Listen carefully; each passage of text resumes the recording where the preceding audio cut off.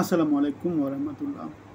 জুলাই আগস্টে বাংলাদেশে যে বিপ্লব হয়েছে, যে অভ্যুত্থান হয়েছে, সেই অভ্যুত্থানের ফসল কি আমাদের বিরাজনীতিকরণ?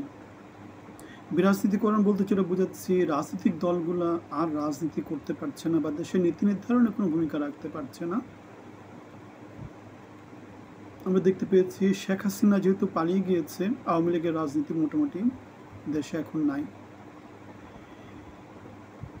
বিএনপির যে নীতি নির্ধারণী চেয়ারপারসন বেগম খালেদা জিয়া এবং ভারপ্রাপ্ত চেয়ারপারসন জনাব তারেক রহমান,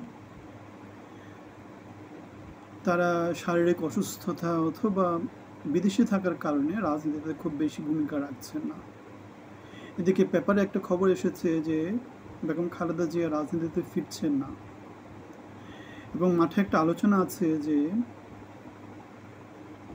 তারেক জিয়ার স্ত্রী জোবায়দা রহমান রাজনীতিতে হয়তোবা নিজের জায়গাটা করে নিতে পারেন।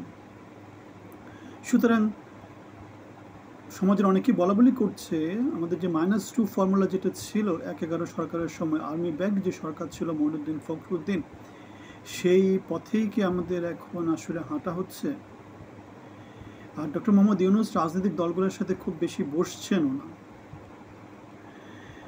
যেমন বিএনপির মহাসচিব মির্জা ফখরুল ইসলাম আলমের একটা কথা বলেছেন, 15ই আগস্টের ছুটি বাতিল হবে কি হবে না সেটা নিয়ে রাজনৈতিক দলগুলোর সাথে বসা হয়েছিল,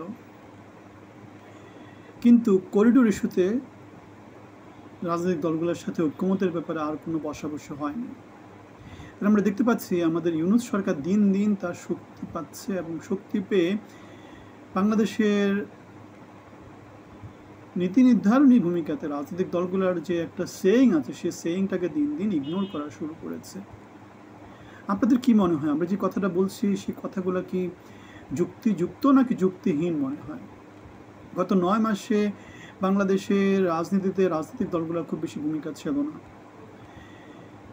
আর বাংলাদেশের রাজনীতিও হয়নি। রাজনীতি কিছু হয়েছে, রাজনীতি কিছু হয়নি। সরকার খাপছাড়াভাবে দেশ চালিয়েছে, এবং তার ফল বাংলাদেশ পেয়েছে, অর্থনীতিতে পেয়েছে, আইনশৃঙ্খলা পরিস্থিতির মধ্য দিয়ে পেয়েছে, ভূ রাজনীতিতে পাচ্ছে। সামনে সেটা বাংলাদেশকে আরও ভোগাবে। এখন সংস্কারের কথা বলে তারা দীর্ঘসূত্রিতার পথে হাঁটতেছে। দীর্ঘসূত্রিতা যে কোনো জায়গাতে ব্যক্তিগত অর্জন থেকে শুরু করে রাষ্ট্রীয় সামাজিক যে কোনো অর্জনে খুব খারাপ একটা ভূমিকা রাখে। আমরা ডক্টর মোহাম্মদ ইউনূসের দীর্ঘসূত্রিতা দেখতে পেয়েছি আমাদের রাষ্ট্রীয় কার্যক্রমে, কিন্তু নিজের কাজে তিনি কিন্তু দীর্ঘসূত্রিতা একদমই আলাও করেননি। তিনি ক্ষমতায় এসে তার মামলা প্রত্যাহার করে নিয়েছেন, গ্রামীণের ট্যাক্সের যে বার্ডনগুলো ছিল সেগুলো মওকুফ করে নিয়েছেন, আগামী 5 বছর ট্যাক্স দিবে না সেগুলো কিন্তু তিনি আদায় করে নিয়েছেন, এবং দেশে বিদেশে নানা জায়গাতে তিনি তার স্বার্থ রক্ষা হয় এমন দলের সাথে নানা রকমের সম্পর্ক তিনি বজায় রাখছেন।